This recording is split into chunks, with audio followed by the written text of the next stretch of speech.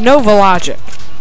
Probably for one of the first things to pop in your mind was their main game, Delta Force. Any one of them probably popped into your mind. Yeah, they do have a lot of other games, like those fighter games and the airplane games and tank games. I don't really think any of those were really good. And from what I played of Delta Force Black Hawk Down, I don't even think any of the Black Hawk Downs are really even that good. So why are they really so famous? Well, I'm not sure, but I'm going to tell you what I think about Delta Force Black Hawk Down. To start off, probably from the title, you recognize it either from A, the book, or B, the relatively recent movie.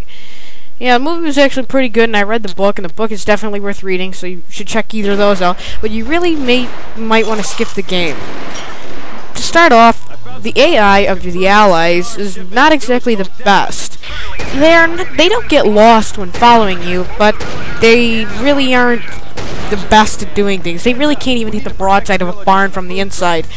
They aren't completely moronic, and they'll at least follow you. They're not stupid. They really won't get caught on geometry too much, but, you know, they could have done better. A lot better. Now, the enemies are either one or the other. Now, the enemies have very little accuracy and tactics. The only way they can possibly hit you is if you're like 20 feet in range of them. They can see you from miles away and shoot at you, but there's not a single way in the blue moon they hit you. I mean, it's like a 1 out of a million chance they actually hit you.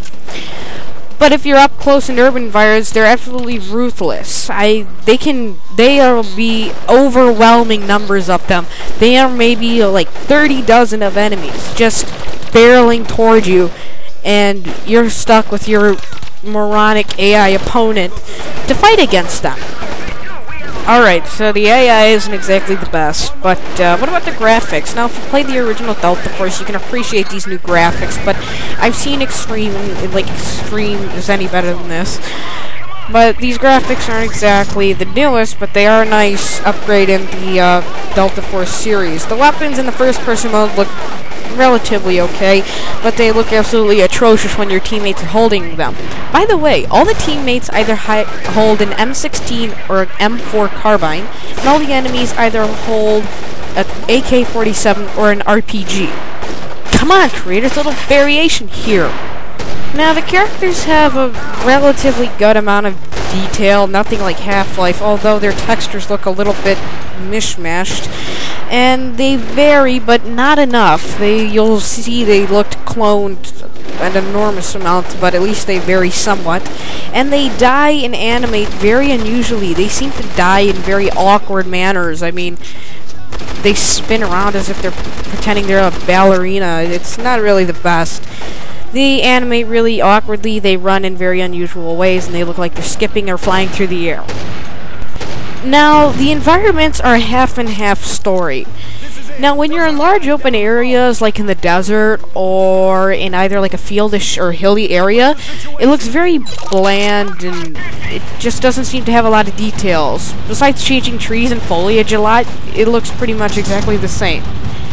But when you get in urban areas where there are market stands and buildings, the areas look actually really nicely detailed. I'm sorry, but why didn't they do this in the big open areas? I mean, they could have made the game look, you know, make it look amazing, but only the urban areas got better at it. You can shoot market stands, and the market stands will blow up, the cars blow up, and the explosions are also really realistic. There are barrels, it's not bad in the urban environments. The urban environments are actually really, really nice, but in the outside environments, in the large open areas, they pretty much failed. Okay, so now we know that the graphics are somewhat mediocre and the AI is pretty much moronic.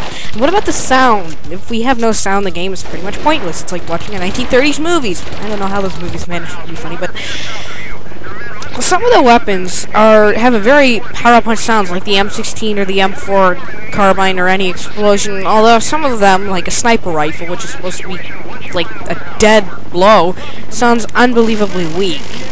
A lot of the reload sound relatively nice, despite the fact that the animation looks so crappy and really underdone.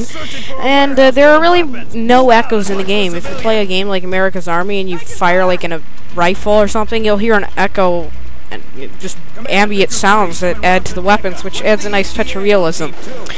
The characters, they radio chat a lot, your teammates. It does sound kind of nice, but they sound kind of fake and unreal, and you know they were just standing in a studio doing this. They didn't decide to put any passion and effort into it. So they also are quite repetitive. They say the same things over and over, which kind of gets really annoying because they'll be like, enemy over there, enemy over there, enemy over there. Jeez, I get the point.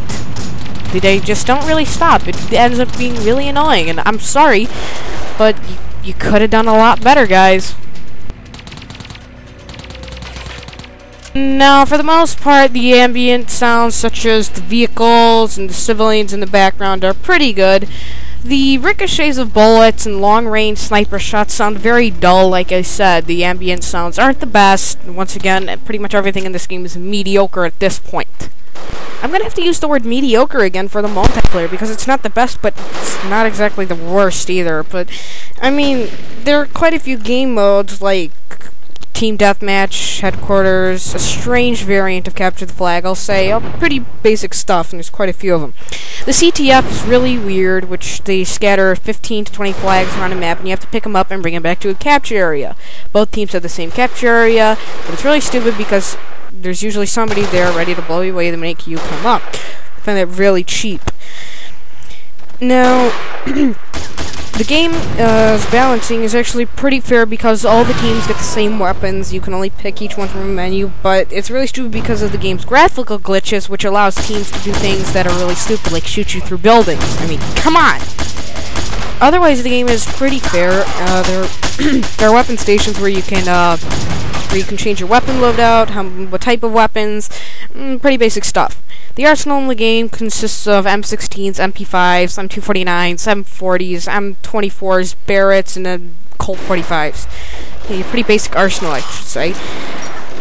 But in order to use this stuff online, you have to register on Novaworld. Now, I just registered like a week ago, and I had a big problem because when they were supposed to send me the link to actually activate my account, I went and checked my email, and it wasn't there.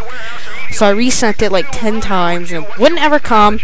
And then I just popped into the game, decided to log in, and what do you know? My login stuff works. Gee, I mean, well, NovaLogic, you know, or should I say Novaworld, their internet service. And can't you make a sufficient online game server browser? I remember when this game came out, it was welcome to relatively average reviews. But my first impression of this game wasn't that great. This game deserves a 5 out of 10.